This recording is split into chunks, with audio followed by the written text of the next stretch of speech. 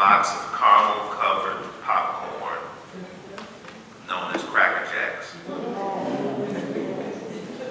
I preferred caramel popcorn over regular popcorn. Just any caramel popcorn, however, would not suffice for me. I always preferred Crackerjacks.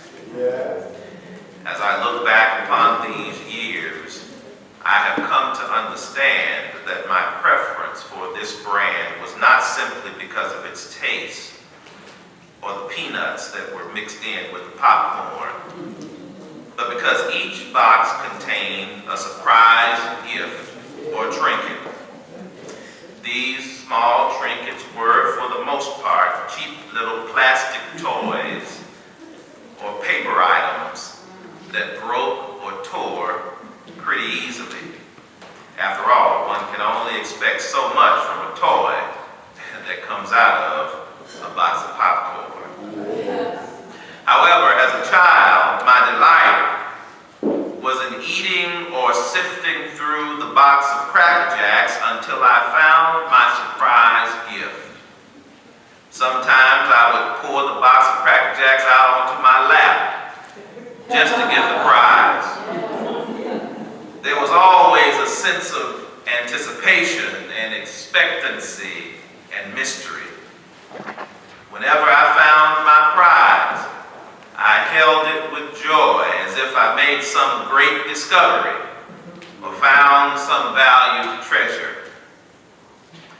One of the characteristics, beloved, of childhood that we too easily lose, that would put some vitality and excitement into some of our dull personalities and monotonous lives and routines, is the sense of great expectations.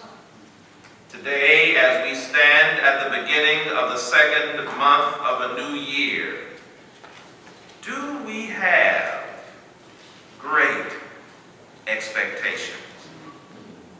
As we work our way through the days ahead, will we be looking for any surprises to delight us? We stand at the beginning of this year carrying some baggage from the past.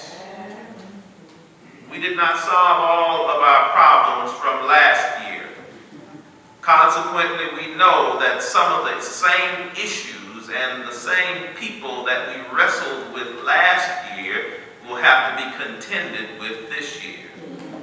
We know that this year will hold its share of mountains to be climbed and challenges to be met, but do we have any hopes? Do we have any dreams for this new year? Are we bold enough to look for something in this year other than trouble and anticipate something besides problems? You know, there's a blues lyric which says, I've been down so long that down looks like it's up. The trouble with too many of us, beloved, is that we've been in the rut we're in for so long that we have ceased trying to get out. We have accepted our lot as definitive and have assumed that things will not or cannot be any better.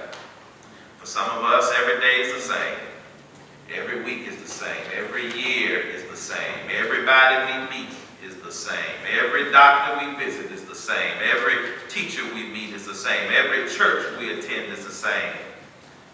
Nothing ever changes for some of us. We just go on subsisting and surviving and moving on as best we can from year to year and grade to grade and relationship to relationship, without any great expectations to put life into our tired souls, smiles on our bland and blank faces, and interest into our dull conversations, and excitement into our monotonous routine. Today we are challenged to believe and look for something good in the box that we're holding. We are challenged to have some great expectations for this coming year. us because some of us are not content unless we're complaining or whining or crying. I know I'm right this morning.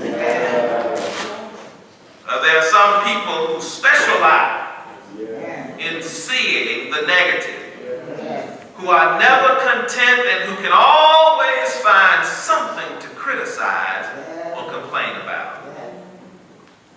As we stand at the beginning of another year, we are challenged in the name of the God who gives us a brand new day every day, one that we have never seen before and one that we shall never see again. We are challenged by that God to have some great expectations. We are challenged in the name of the God who every spring brings new grass up out of the ground and new flowers into bloom, who covers the branches of the trees with new leaves and awakens the hibernating animals to face a new season. We are challenged to have some great expectations. We are challenged in the name of a God who still hangs in the heavens a rainbow that is made from the particles of the storm, who talks about a new covenant and a new baptism, and who has said, "Behold, I make all things new." We're challenged by that God to have some great expectations. We are challenged in the name of this great God to believe that life holds some good things for us.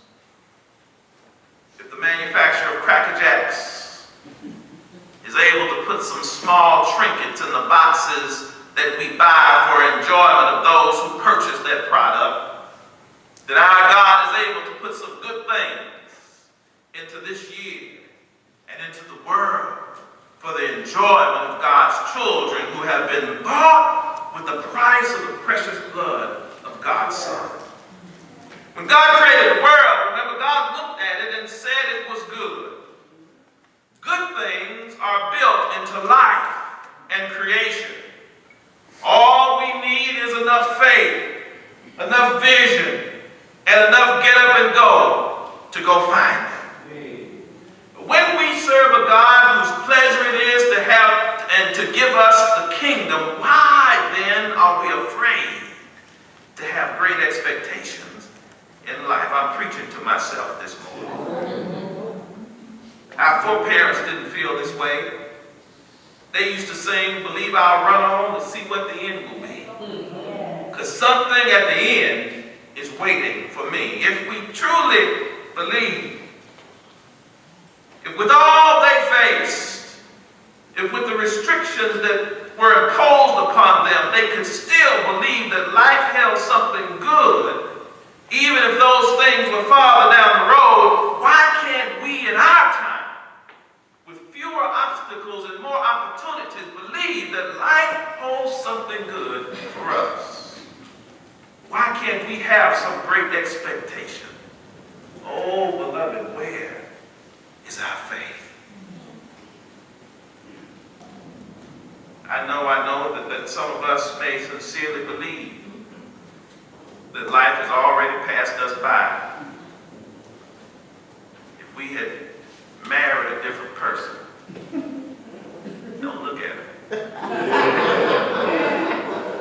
or had not married as early as we did, or had stayed in school, if we had chosen a different profession, or started our career a little earlier, or grabbed a certain business opportunity, if we had accepted the promotion that was offered to us, or had been willing to move to a certain location, things would be so different for us now.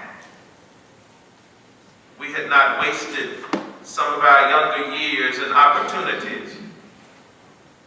We had taken care of our bodies a little earlier, or listened to what our parents and grandparents and teachers and pastors and some of the older folk were trying to tell us.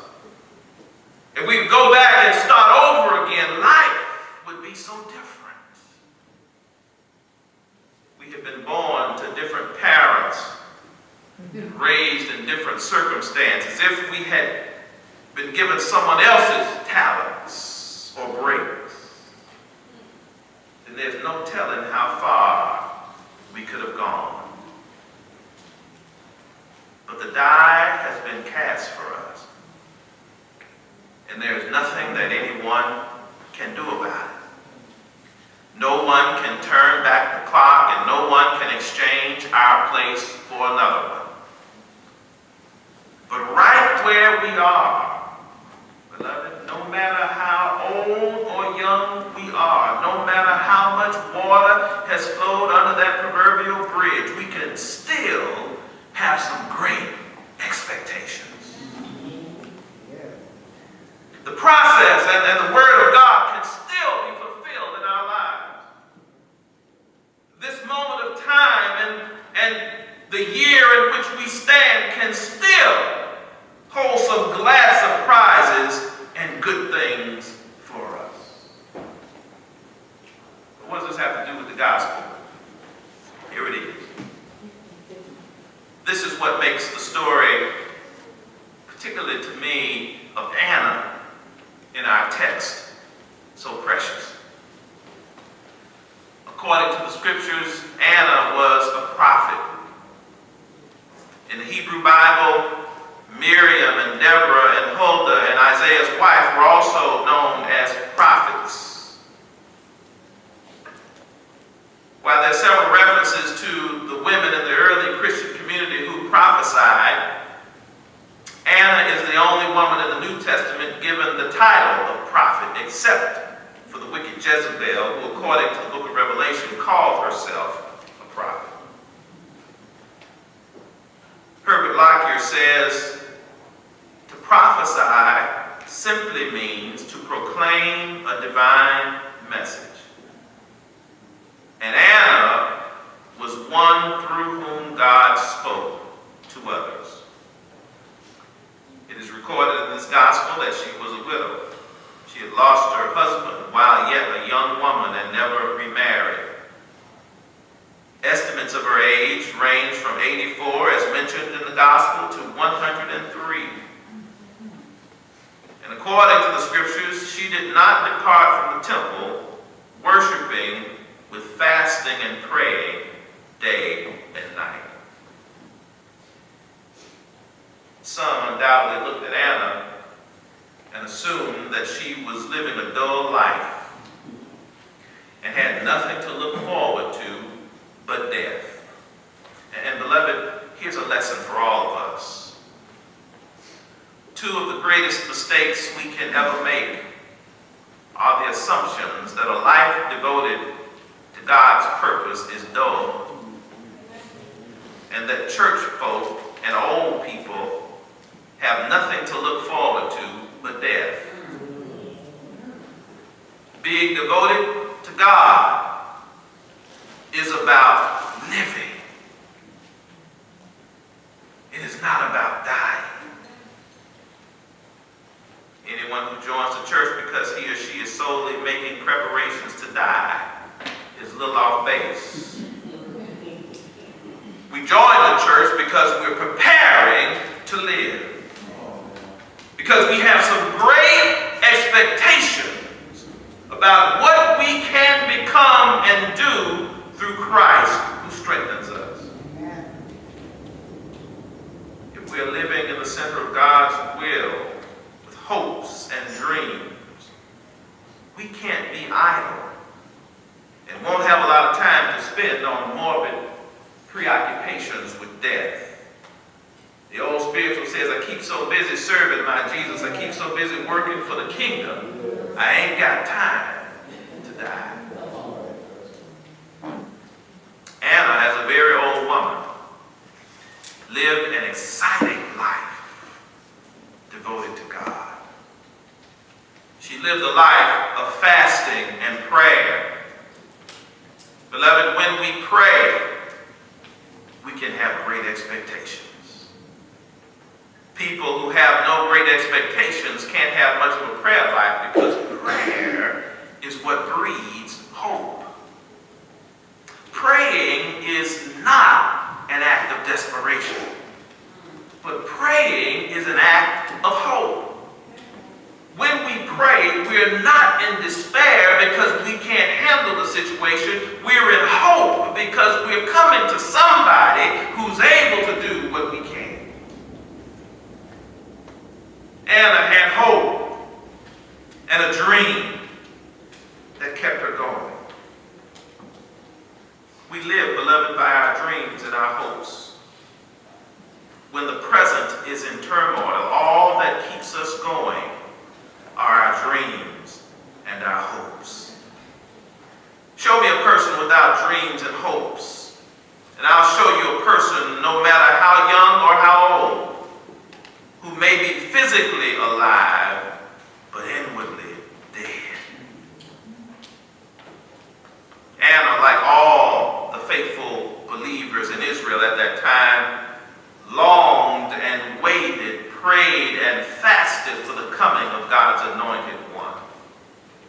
Thus, year after year, she stayed in the temple with the hope that soon and very soon the deliverer would come. She didn't know if she would see him or when he would come, but she had great expectations. Finally, one day while in the temple, she saw a young couple standing before Simeon, who was holding their little baby in his arms. Simeon, like Anna, was old, with a great expectation. His one desire was to see the Messiah before he died, and God's Spirit had revealed to him that his request would be granted. When Anna saw Simeon praising God for the babe he held in his arms, she knew that his prayer had been answered. Anna also gave thanks to God and then testified to others who had great expectations and who also looked for the redemption of Israel. She testified. When Simeon saw the baby, Jesus, he said, "Master, now you're dismissing your servant in peace according to your word. For my eyes have seen your salvation." But Anna, she went out to tell others that the promised one had come. Beloved, hear me well. Here's what I've learned this week. Life does not have to end because our great expectations have come to pass. For we can have then a great testimony. And as our expectations and dreams keep us going, our testimony can strengthen other folks. Our story changes from what we hoped to what we know, from what we've been promised to what we've received, from what we believe by faith to what we've experienced for ourselves. Oh, great expectations lead to great testimonies. And when we have great testimonies, life is exciting. Anna had been in the temple for many years. And one day, her faith was rewarded.